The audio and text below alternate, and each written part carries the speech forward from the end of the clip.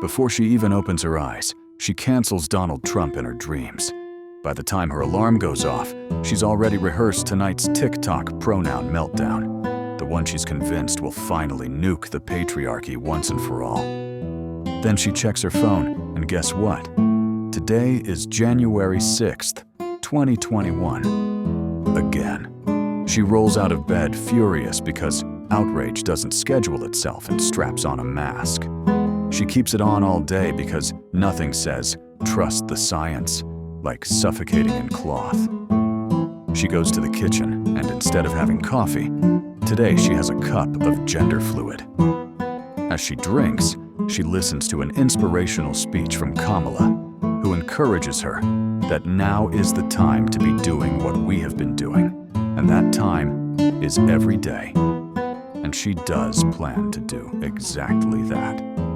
After this, she walks her dog, and she does a TikTok of her vegan dog wearing a pride bandana while explaining its complicated gender situation and how they are trying to figure it out.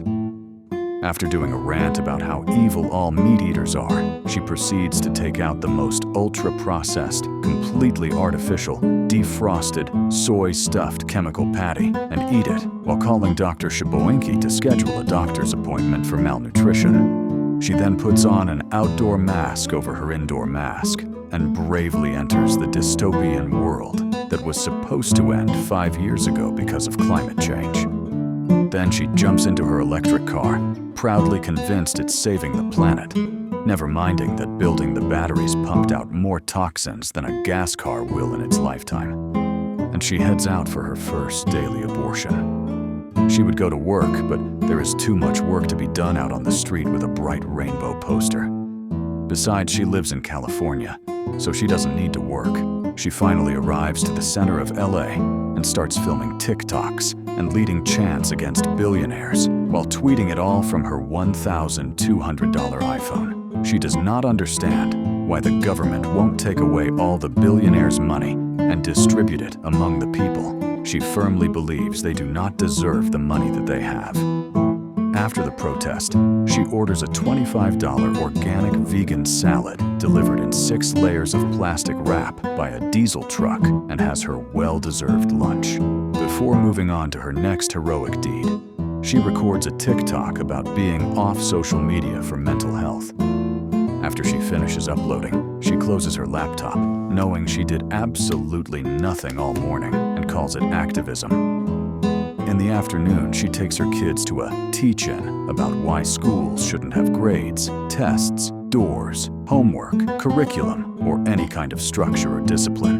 Right after that, she found out 4 of her family members voted for Trump, so she expressed her tolerance and open-mindedness by blocking them on her phone.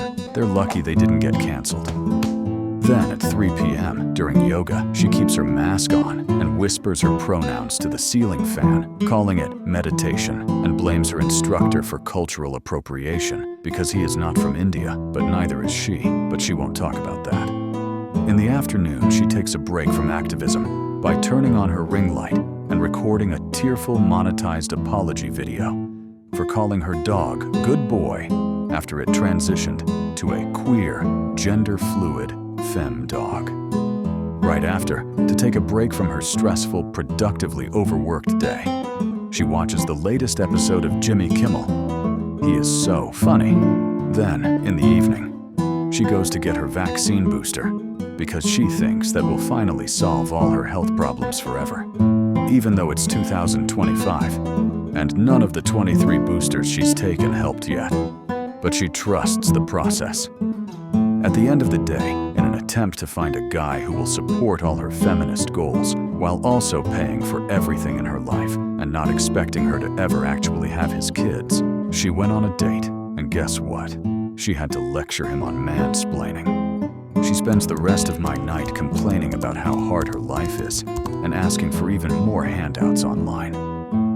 Finally, she goes to bed under her rainbow-weighted blanket, comforted by the thought that tomorrow she can get offended all over again.